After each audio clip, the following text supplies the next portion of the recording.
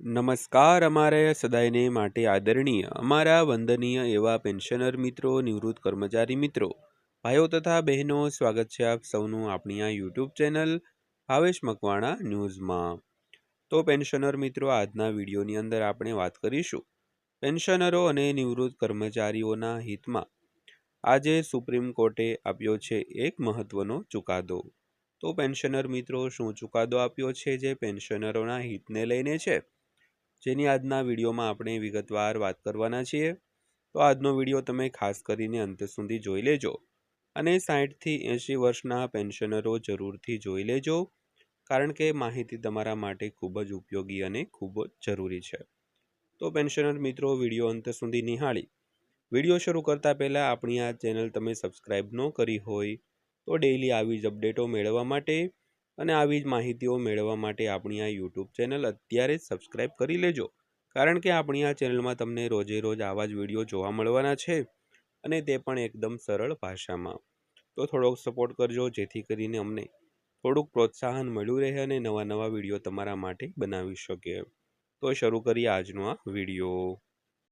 તો સૌથી પહેલાં વાત કરીએ તો પેનલે ગયા શુક્રવારે એક પ્રકાશનમાં જણાવ્યું હતું કે 8મા કેન્દ્રીય પગાર પંચને દિલ્હી ખાતે 28 થી 30 એપ્રિલ 2026ની બેઠકો માટે કમિશન સાથે વાતચીત કરવા માટે મોટી સંખ્યામાં વિનંતીઓ મળી છે। તો આયોગ આ તારીખો દરમિયાન મહત્તમ સંખ્યામાં યુનિયનો અને સંગઠનો સાથે બેઠકનું આયોજન કરી રહ્યું છે।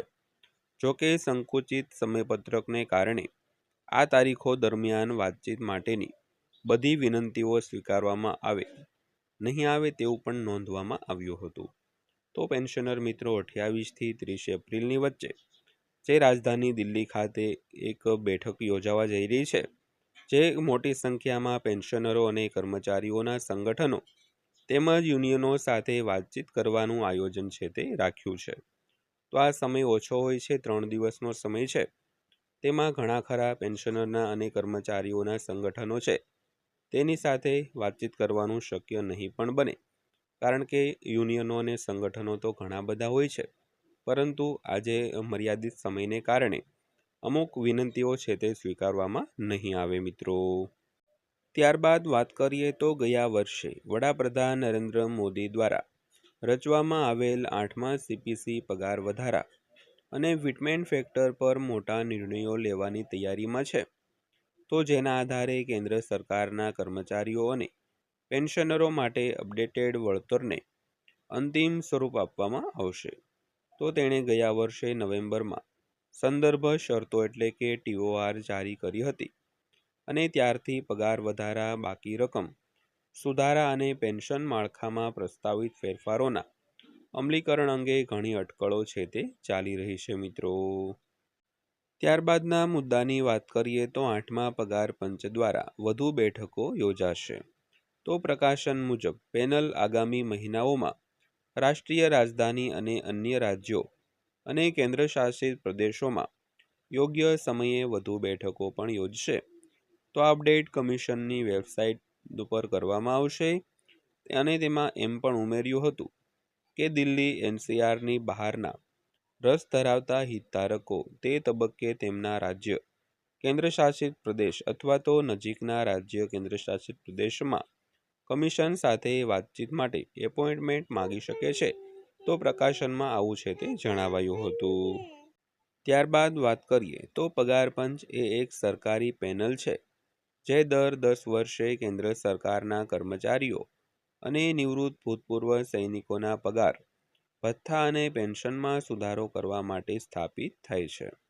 તો તે યોગદાન, નિવૃત્તિ લાભો અને સરકારી ખર્ચ પર આ સુધારાઓના વ્યાપક પરિણામો માટે જવાબદાર છે અને વર્તમાન પેનલ સ્વતંત્રતા પછી કેન્દ્ર સરકારે રચેલી 8 પેનલ છે મિત્રો।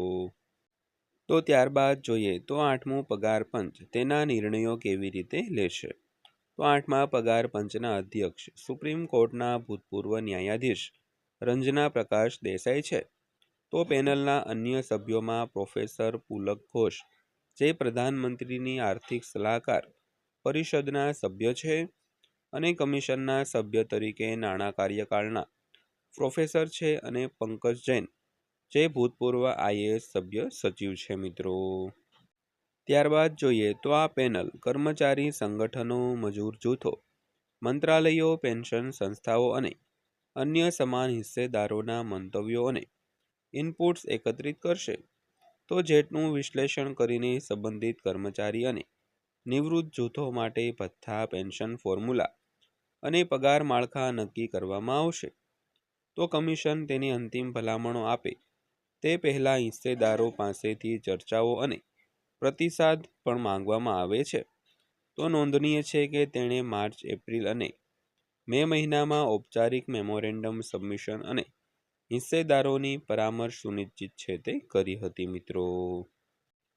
તો ત્યારબાદ વાત કરીએ તો ભલામણોનો અમલ થવામાં કેટલો સમય લાગે છે। તો 8મા પગાર પંચને 17 જાન્યુઆરી 2025ના રોજ સૂચિત કરવામાં આવ્યું હતું અને 1 જાન્યુઆરી 2026 સુધીમાં અમલમાં આવવાનું સુનિશ્ચિત થયેલ છે।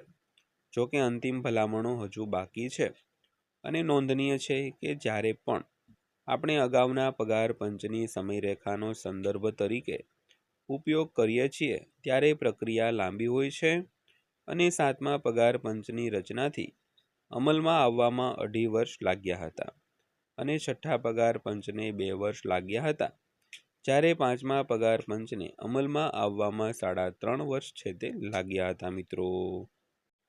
ત્યારબાદ જોઈએ તો શું કેન્દ્ર સરકારના કર્મચારીઓ પગાર અને પેન્શનમાં વધારાની અપેક્ષા રાખી શકે છે? તો ફિટમેન્ટ ફેક્ટરમાં સુધારો થઈ રહ્યો છે અને તેમાં વધારો થવાની શક્યતા પણ છે, તેથી પગારમાં પણ વધારો થવાની શક્યતા છે। તો 8મા પગાર પંચના પગાર વધારાનો નિર્ણય CPCના સભ્યો દ્વારા સૂચવવામાં આવનાર ફિટમેન્ટ ફેક્ટરને આધારે લેવામાં આવશે અને સંરક્ષણ કર્મચારીઓ સહિત 50 લાખ જેટલા કેન્દ્ર સરકારના કર્મચારીઓ અને સંરક્ષણ નિવૃત્ત કર્મચારીઓ સહિત લગભગ 65 લાખ નિવૃત્ત સરકારના કર્મચારીઓ અને પેન્શનરોનો મૂળ પગાર 18,000 રૂપિયાથી વધીને 51,480 થઈ શકે છે।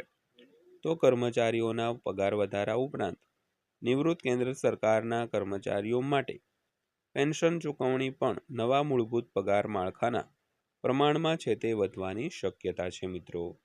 તો મિત્રો આ હતી આજની માહિતી જે દરેક પેન્શનરો અને કર્મચારીઓ માટે ખૂબ જ અગત્યની હતી। વિડીયો અંત સુધી જોયો તે બદલ આપનો દિલથી આભાર। વિડીયો પસંદ આવ્યો હોય, માહિતી સારી લાગી હોય તો વિડીયોને એક લાઇક કરજો અને આવા જ વિડીયો રોજે રોજ જોવા માટે આપણી આ ચેનલ સબસ્ક્રાઇબ કરી લેજો। તો ફરીવાર પાછા મળીશું એક નવા વિડીયો સાથે, નવી માહિતી સાથે। ત્યાં સુધી સૌને જય હિન્દ, વંદે માતરમ।